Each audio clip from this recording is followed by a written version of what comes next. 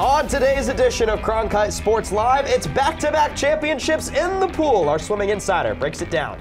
The final Pac-12 season for ASU men's hoops is over, and it ended in a resounding thud. We'll break down how it went down in Las Vegas and the impending future of Bobby Hurley's squad. ASU baseball has lost 6 of its last 8 games, and Willie Bloomquist thinks things might not be the same as they used to be.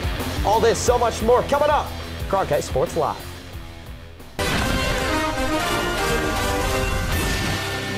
March is here, and it is everyone's favorite time of year. Hi, everybody. Welcome into a new edition of Cronkite Sports Live. Ben Paris, Max Cepeda joining you. And while Arizona State will not be busting brackets this season, they've been more than lucky as of late, winning some Pac-12 championships. No, they absolutely have. And Ben, while it is an honor to be sitting in this chair for the very first time alongside yourself, I mean, Arizona State has really been living up to the name of Olympic U, especially in the pool.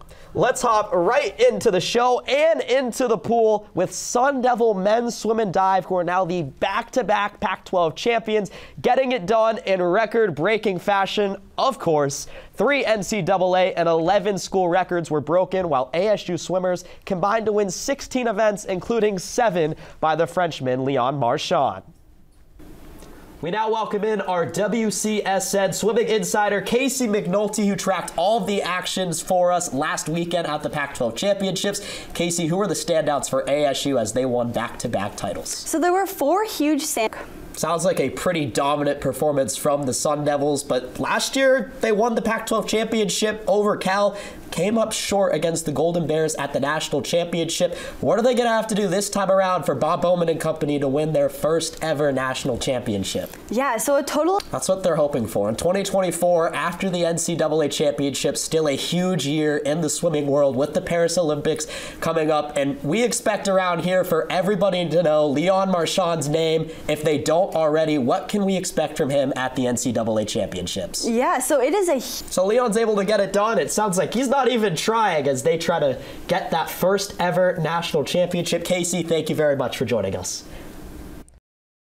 I don't know about you, but ASU wrestling is feeling 22, and it was the 22nd Pac-12 championship for the Arizona State wrestling program, which makes it the winningest program at the school. To tell us more what was special about number 22, here's wrestling reporter Keenan Vaughn. Jose Perez is a professional basketball player, and if you were confused how he showed up to the Dominican Republic and played as a pro before ASU season was over, don't worry, his teammates are just as confused. The 26-year-old, who was on 5 different NCAA rosters in his career, left the program to pursue professional opportunities. That opportunity included shooting 3 from 11 from the field for 8 points, missing all 4 three-pointers he took in his debut.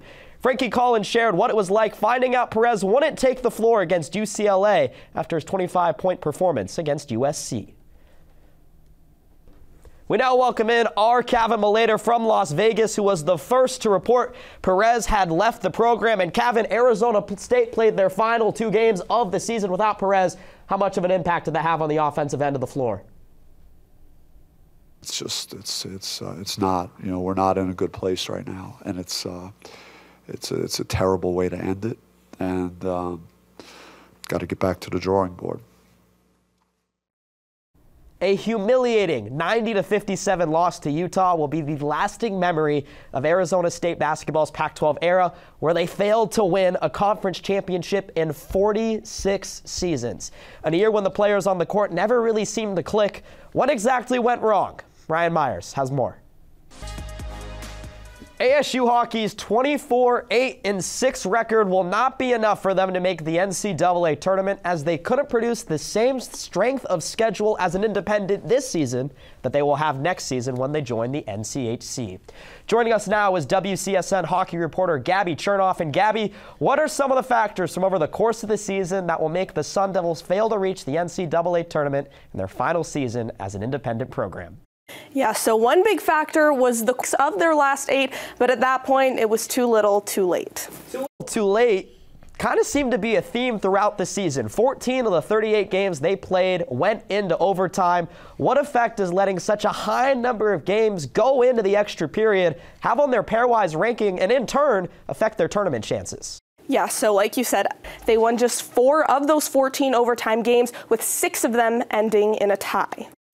Next season, overtime in the NCHC will look a little bit different, but what else does ASU's move into the conference next year mean for their approach for a postseason bid, but also what will the new season look like overall as a whole? Yeah, so it'll definitely look a little bit different. It's cliche, but at the end of the day, moving to this conference is go big or go home for ASU. It's time for Greg Powers and company to put their money where their mouths are. Gabby, thank you. It's not the way we're representing very poorly this program. So that's the second time this week we've heard the coach of a major sport at Arizona State say their program is not in the place where they need to be. And for Bloomquist, this might strike a different nerve. He represented the Maroon and Gold in the College World Series in 1998. And now a quarter of a century later, he thinks attitude in the program may have changed. He played on a team that was built on grit, determination, and most of all, accountability. There was a little fear that if she didn't show up ready to play, that you just might get your fanny kicked by a teammate, right? As shown last Tuesday, Arizona State's incredibly young and inexperienced bullpen, which has been a question mark since the preseason, has experienced its fair share of roller coasters, to say the least. But even with the staff being the most consistent in Arlington against two top 10 teams, it seems that the return to Tempe for the guys in the pen has been anything but smooth. To break it all down in a special edition of By the Numbers, here's WCSN baseball reporter Andres Armenta. It's been 14 years since Arizona State won a Pac-12 championship in football, baseball, or men's basketball, the revenue-generating sports. I think it's time to call it like it is, Olympic U. And is that something to be ashamed of? It's for you to decide. But the facts are facts. A revenue sport has not won a national championship since baseball did in 1981. The last conference championship, 2010. On the other hand, wrestling has won 22 conference championships, more than any other program at the university, while swimming just won back-to-back titles with future Olympic stars on the roster and are primed to bring ASU its first NCAA national championship since women golf did in 2017. And don't forget the triathlon dynasty. While not an NCAA sport, they've won 7 national championships in a row. The issue is not necessarily national championships and conference titles, but rather national relevance. When you think of ASU, you think of two things: parties and innovation. And if the current administration had a say, it would only be the second one. Did the Pac-12 media rights deal contribute to this? Perhaps. Yet the question truly lies with the university. The fans and the alumni in the Valley want athletic success and to wear the maroon and gold with pride. But does the university? Because nothing in recent memory points to a yes. But with a new athletic director supposedly on the way, there's the slightest bit of hope that the Sun Devils will ascend the national ranks again.